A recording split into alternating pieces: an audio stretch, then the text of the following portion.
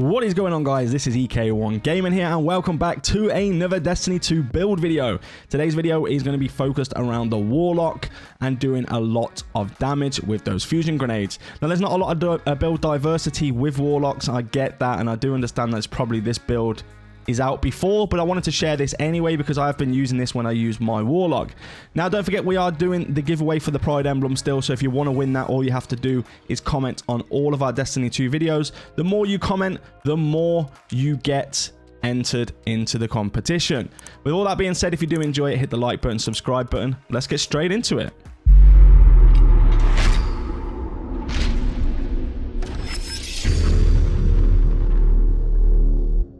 So to start with, this build will be utilizing the Well of Radiance. So basically what this does is puts a sword into the ground, damaging and scorching nearby targets. The sword projects a continuous aura, granting restoration and radiant effects to nearby allies, protecting them from the effects of stasis.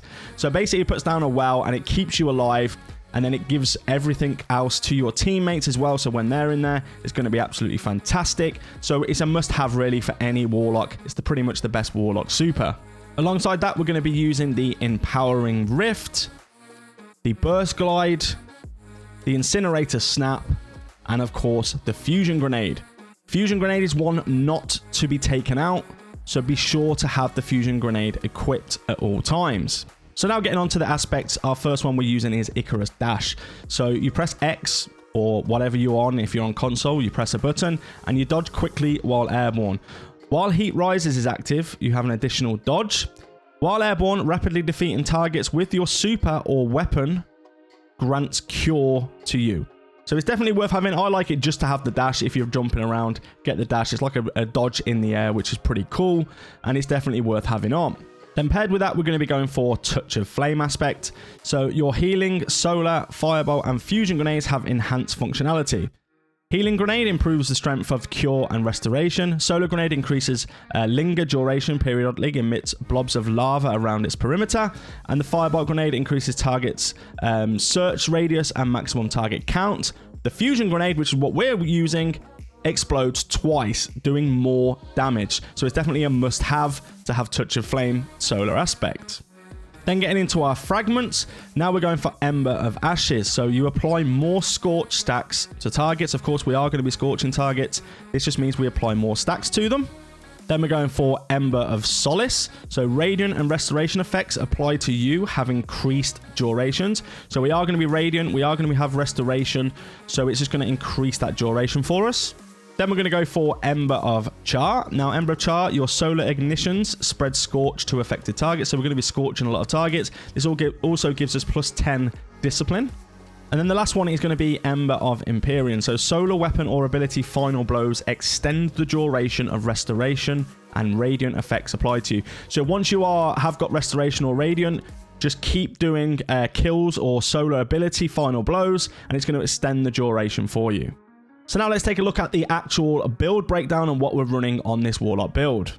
So to start the main build breakdown, of course, we are using Witherhoard. Now this is for the damage over time. So Witherhoard, if you don't know, you just pop a Witherhoard shot and it will do damage over time to the target, which then in turn will bring back our fusion grenade, so we can spam those grenades. On top of this, we're running the Callus mini tool. Here you're going to want anything solar, and preferably with incandescent. Now I have the mini tool, or I've got this strident whistle. You can also use a drang or whatever you like. As long as it's solar and got incandescent, you're going to be good to go. On the heavy, I like the linear fusion rifle, especially in a team with fire in line. However, if you wanted to use something else, you could, like cataclysmic, or even go for something like heretic or a rocket launcher, something along those lines. But for me, Storm Chaser is the one at the moment. Solo, I probably wouldn't run this, but I generally run as a team. I don't really try to solo content. This is pretty much the only weapon I use as a team to do that big damage on bosses. Now for the helmet, you can have any burn you want on here. I've gone for solar, And I've gone for double ashes to assets, so gain bonus super energy on grenade kills. We're going to be using our grenade quite a lot, and let's get our super back as quick as possible. And then I've gone for font of might. This is why you don't really need to have solar. There's plenty of other options in these 2 slots that you can use on the different energy types, but I did go for solar. So font of might is picking up an elemental well that matches your subclass energy type, grants a temporary bonus to weapon damage of that same element. Now we're going to be spawning elemental wells which are solar, which is why we go to that the mini tool, or we go for the strident, something solar. So we're going to be getting that extra weapon damage. If you did want to pair that up properly, you probably would use a solar heavy as well to do more damage. But in terms of everything else, just make sure you're running something solar alongside this. For the arms, again, I have gone for solar, and I've gone for a resilience mod. You want to max out resilience and discipline on this build, or resilience and recovery. And then we're going for our anti-barrier mods, or whatever mods you want to run. So if it's unstop, run unstop, or however you want to do that. This is going to be good for the end game content, because you are going to need those champion mods in GMs and stuff like that. And then for the main mod here, we're running Well of Life. So picking up a solar elemental well grants increased regeneration for a short period of time. So basically, we're going to be producing elemental wells, which are solar. We're going to be picking those up, and then you're going to get increased regeneration for this mod here. For the chest piece, we're going for Starfire Protocol. Now, this is probably the main part of the build. This is what's going to make it what it is. Now, you're going to want this as arc. Any kind of chest piece you're going to want as arc, no matter what build, really, is so you can use these mods. So you have one mod here, which is reduce the incoming solar and void damage. And then with the arc, you can cover arc as well. So arc resistance reduces incoming arc damage. So you get reduced damage from all 3 of the types. So basically, always run arc on your chest piece. We have gone for Seeking Wells as the main mod here.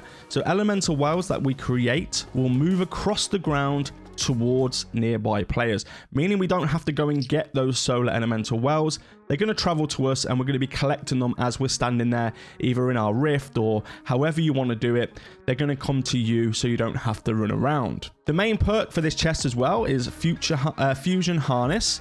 So fusion grenades have an additional charge and recharge from empowered weapon damage.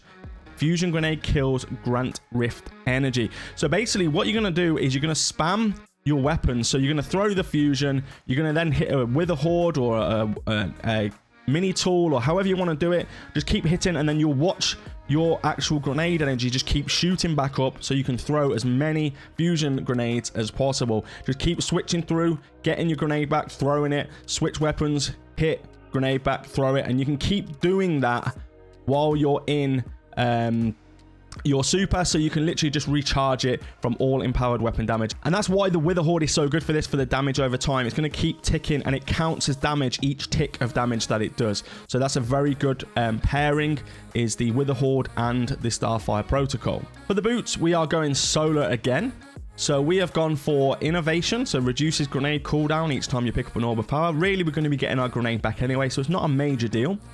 And then we're going replenishes health each time you pick up an orb of power as well, recuperation. We will be generating orbs, but not as many as you probably think. But it's worth having these on. There's not really much else in terms of selection that you can go for here. You could go for some scavenger mods if you really wanted to, but I find the ammo drops pretty easy for this anyway. And then we're going Explosive Wellmaker. So rapidly defeating combatants with explosive damage spawns a solar elemental well. So we're going to be picking up those solar elemental wells. It's going to give us Well of Life. It's going to be giving us extra damage. So we're just going to be basically picking up as much as we can. And we are going to be using grenades a lot, which is classed as explosive damage. So we're going to get a lot of those elemental wells. And then on the bond, you can run whatever you like here. But you do want to have these 2 on. So one of these is Solar Fulmination. So your ignitions do increased damage in an increased radius. Just buffing up those ignitions. So it's definitely worth having this one on. And of course, we're going to pair this with Classy Restoration. I did try and do this without using any of these seasonal mods. And really, the Warlock needs something for survivability, and Classy Restoration is sort of best in slot for that. So activating your solar class ability grants you Restoration. So activating your Rift grants you Restoration. So we're going to be using that Rift because we're going to be getting that back an awful lot. So just keep activating it when you get it, and you're going to get that Restoration ×2 continuously as you're going through the missions or through the content.